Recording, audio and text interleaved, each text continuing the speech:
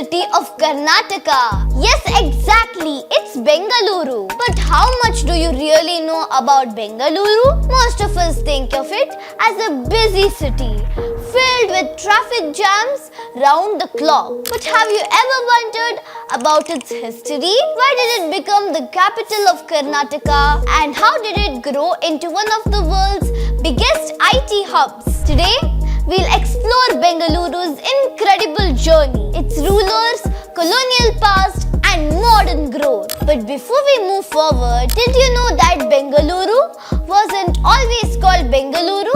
According to legend, centuries ago, this region was known as Benda Kaluru, meaning boiled beans town. The story goes like this. One day, Hoysala King Veera Ballala II was out hunting when he lost his way and grew tired. An old woman, seeing his exhaustion, kindly offered him a simple meal of boiled beans. Deeply touched by her generosity, the king named the place Benda Kaluru in her honor.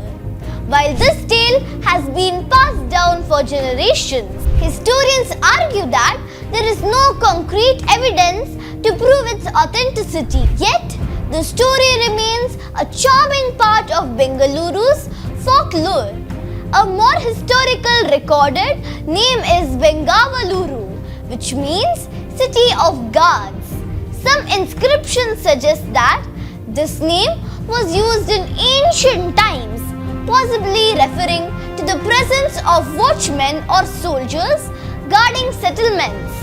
During British rule, the name was anglicized to Bangalore, a name that remained until 2006, when it was officially changed back to Bengaluru to honor its Kannada origins.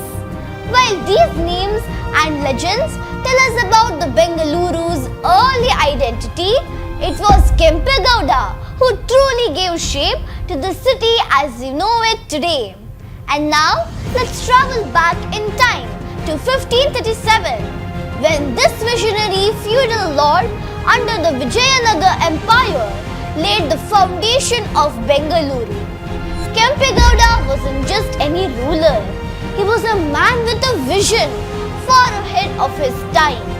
Centuries ago, this land was covered in dense forests with only a handful of scattered settlements. Instead of just ruling over what existed, Kempegowda dreamed of building a well-planned city.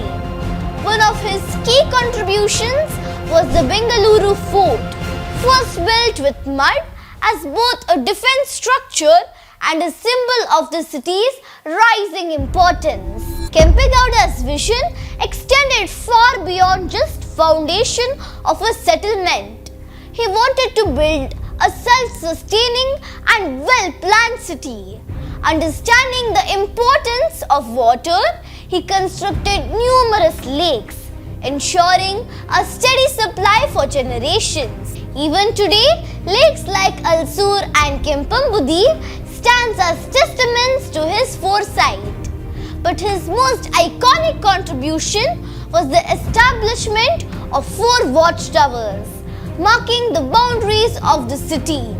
At that time, the city felt expansive within these limits. But who could have imagined how much it would grow? These watchtowers still stand today at Lalbagh, Mekri Circle, Alsur and Gavi Gangadhareshwara Temple, silent witnesses to the city's unstoppable expansion. Beyond lakes and watchtowers, he also laid foundation for a thriving economy. He developed bustling markets and trade hubs, attracting merchants, artisans and scholars. His planning ensured that Bengaluru became more than just a settlement. It became a center of commerce and culture under the Vijayanagar Empire. One such area is Krishnarajendra Market, KR Market, grew from his initial planning and remains a bustling center even today. Though he was later imprisoned by the Vijayanagar rulers for exceeding his authority in city building, his vision never faded. Upon his release, he resumed his work, determined to shape Bengaluru into the thriving city he had envisioned. Today, Kempegowda is rightfully remembered as the founder of Bengaluru. His name lives on, not just in history books, but in the city's international airport and main bus terminal. A fitting tribute to the man who once imagined the Bengaluru we know today. The Wodeyars of Mysore played a crucial role in shaping Bengaluru after Kempegowda's time. When the Vijayanagar Empire declined in the late 16th century, the city's control shifted. In 1638, the Wodeyars of Mysuru, under the rule of Raja Wodeyar I, took over Bengaluru, marking a new era of development and stability. They contributed significantly to the city's development, promoting trade, culture and administration. The Wodeyars were known for their patronage of art, culture and administration. During their rule, Bengaluru became a key military and economic hub in the southern India. They expanded its trade connections, encouraged local industries and strengthened its fortifications. However, their rule over the city was short-lived. In 1687, the Mughal forces under Qasim Khan invaded Bengaluru and sold it to Chikkadeva Raja Wodeyar of Mysore. While Bengaluru remained under Mysuru's rule, power eventually shifted in the 18th century when Hyder Ali, a commander in the Wodeyar army, took control. Under him and later Tipu Sultan, Bengaluru was transformed into a strategic military base with advancements in weaponry, silk production and rocketry. However, after Tipu Sultan's death in 1799 during 4th Anglo-Mysore War, the British defeated his army and handed Bangalore back to the Wodeyars. But under British supervision, the Wodeyars, particularly Krishnaraja Wodeyar III and Nalwadi Krishnaraja Wodeyar IV, played a key role in shaping Bengaluru into the city we recognize today. Krishnaraja Wodeyar III revitalized Bengaluru's economy, encouraged trade and supported the arts. He also established schools and was a patron of literature, promoting Kannada language and culture. Later, during the reign of Nalwadi Krishnaraja Wodeyar IV, ruled 1894 to 1940, Bengaluru witnessed a golden era of progress, known as the Rama Rajya period. His rule saw advancements in education, infrastructure and public welfare.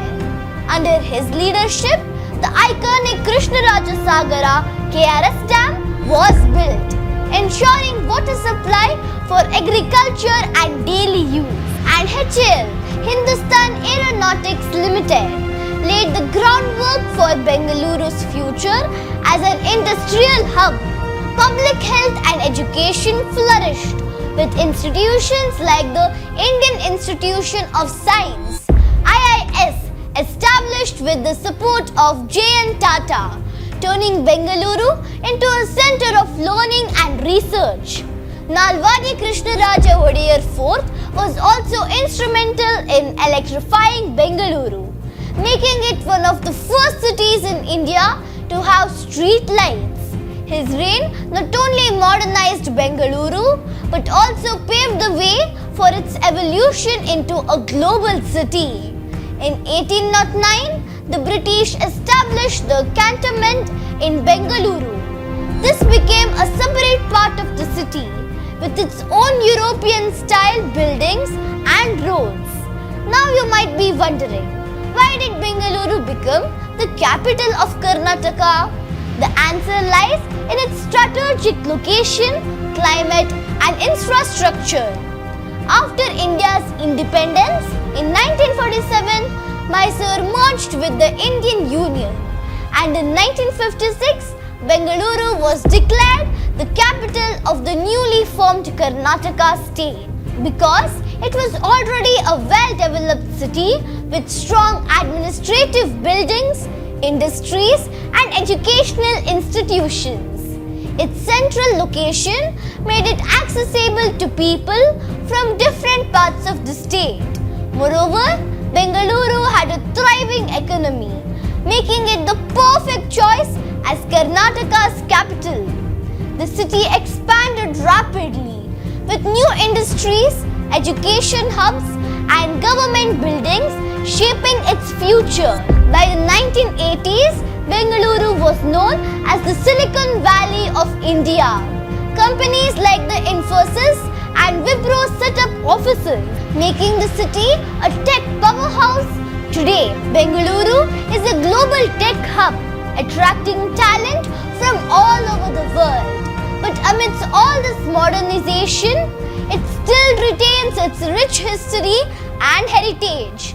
Bengaluru's journey from a small town to a global city is truly inspiring. What do you think the future holds for Bengaluru? Let me know in the comments. And don't you forget to like, share and subscribe to Page Pulse Bailey for more amazing history stories. Until next time, stay curious and keep exploring. Signing off, Page Pulse Bailey. See you next time.